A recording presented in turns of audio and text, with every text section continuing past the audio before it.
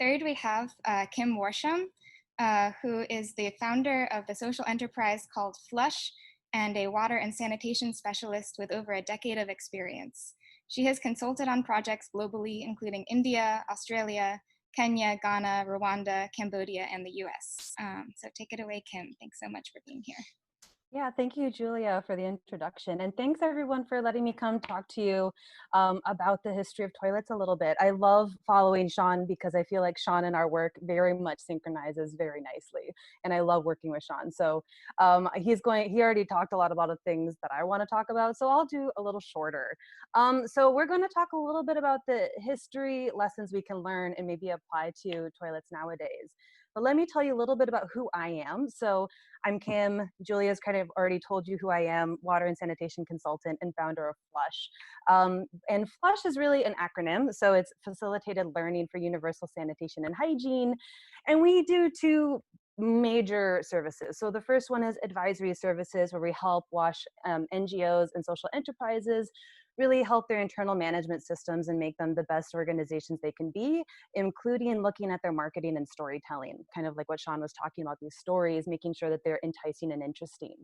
What we're really well known for, though, is our edutainment events, so educational entertainment, where we look at ways to destigmatize the conversations around sanitation for the public and offer these kind of fun classes to talk about history and the environment, public toilets, in a way that maybe people who are not necessarily ready to talk about poo and urine can learn about toilets maybe a slightly more academic way, I guess you could say, but still fun. These cartoons you see on the right-hand side, those are some of our cartoons from our environmental class. So we do, our most popular class that we started with was the history of toilets, and it's about an hour and a half, 2-hour class.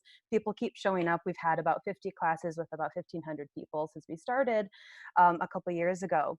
But we don't have an hour and a half to talk about the history of toilets. So what I want to do with you guys is just share the top 5 lessons I've learned from the history of toilets class we've created, and hope that some of these lessons can maybe help us change the public dialogue around the most important place, the most important room in the household. So the first thing I want to start with, lesson 1, is the concept of sanitation is really old, but its history isn't quite linear. So we've had toilets for over 5,000 years in human civilizations, from Mesopotamia, ancient Babylon, ancient Persia, Indus Valley, we could keep going. And a lot of the history really kind of stopped once the Roman Empire fell. Once the Roman Empire fell, we can see that things started going backwards for a while. I call it the really epic slippage of sanitation adoption, especially medieval Europe. So when we think about sanitation, a lot of people think it's like 150 years old, but that's not true. It's been around for a long time, but I would say that humans haven't necessarily always mastered it in the way we like to think we have. And that comes to the second point, is really you see toilets in the history of the world around when people start congregating together and living together. So really when you start seeing nomadic communities settling down into groups and towns, that's when you start seeing this emergence of toilets, especially about 5,000 or 6,000 years ago. And then you kind of go into the history a little further on, you know, and you start seeing urbanization happening in the Roman Empire and even in Victorian England. And you start seeing this idea of, as more people start showing up and living near each other, the more problematic they have with diseases and the environment getting all filthy. And you start seeing toilets getting brought in with public toilets, or even sewer systems that we saw about 150 years ago. And the other thing, the third lesson I want to teach you guys is that the history of toilets is kind of steeped in privilege.